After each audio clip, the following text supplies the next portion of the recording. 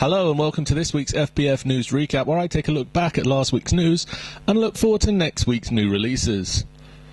This week, I didn't ask for this. So first up, we've got some new releases coming out. Assassin's Creed Revelations Ottoman Edition, the Capcom Digital Collection, Captain Morgaine and the Golden Turtle, Farming Simulator 3D, Hard Reset Extended Edition, Just Dance Best Of, Naruto Shippuden Ultimate Ninja Storm Generations, Nickelodeon Dance, Rayman Origins on the PC, Ridge Racer Unbounded, the Silent Hill HD Collection, Silent Hill Downpour, and apparently all those Ubisoft double packs that I mentioned last week got pushed back a week. And now, the news. Details of Microsoft's next wave of Xbox Live Arcade games has been released. It's a series of 4 releases, most of which have been bandied around for a little while, such as Minecraft on the Xbox. As well as being amazing-looking games, they also celebrate the fact that the Xbox arcade games' achievement points have been increased to 400. So the releases are as follows. April 18th sees the release of Trials Evolution. April 26th sees the release of Bloodforge. Both of those are 1,200 Microsoft points. May the 2nd sees Fable Heroes from Lionhead, costing you 800 Microsoft points. And the final game, on May the 9th, is Minecraft, setting you back 1,600 Microsoft points. Is Dragon Age 3 on the way? Earlier in the week, Dragon Age's creative director Mike Laidlaw posted to Twitter that the development team is completely done with Dragon Age 2 now, and has moved fully onto the next big thing.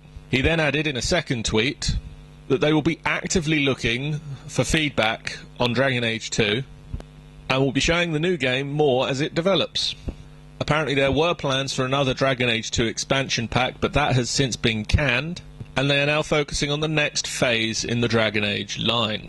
Invites to the Guild Wars 2 beta have started being sent out by ArenaNet, along with an especially strict NDA, or Non-Disclosure Act. They posted a reminder on their Facebook page that any discussion of the beta, even if you are included in it, is a breach of your NDA and could risk you loss of your beta access. There are over 1 million people registered to take part in the beta, so if you are one of those, keep an eye on your emails. You might be getting a little surprise soon. We've been hearing some very exciting rumours that Crystal Dynamics are working on a reboot of The Legacy of Kain. The source that talked to VG247 mentioned that specifically this is a Legacy of Kain Soul Reaver reboot, stating it was a full reworking of the title with new art. They were unsure whether it was a redux of the Legacy of Kain Soul Reaver, or whether the whole series was being identified as Soul Reaver. They also mentioned that the title was set for a 2012 release. The Wizards of Worms and the self-proclaimed High Kings of Punning, i.e. those guys over at Team 17, have announced the imminent arrival of new DLC for Worms Ultimate Mayhem on the Xbox Live Arcade. The pack will be available for download from Wednesday, March 28th, and will feature hilarious new additions to extend the already vast customization options, including a number of hats, gloves, glasses, 5 all-new speech banks, 5 gravestones, and 5 new weapon payloads for the Weapons Factory, and 3 new achievements. We have the entire list up on our site, and it is quite staggering, so go take a look over there. And finally this week, our friends over at Insert Coin T-shirts have announced that they are working on a number of lines for Capcom, specifically based on Devil May Cry and the upcoming Resident Evil 6. There's plenty to draw from both of these series, and we are looking forward to seeing the initial designs when they release them. Now on the podcast this week, Sean and Dan talk a little bit about grit and determination. Grit's anywhere. Grit's everywhere. Determination's a bit further down, right in the middle, not between hell and the surface. Right. Exactly the middle. Exactly.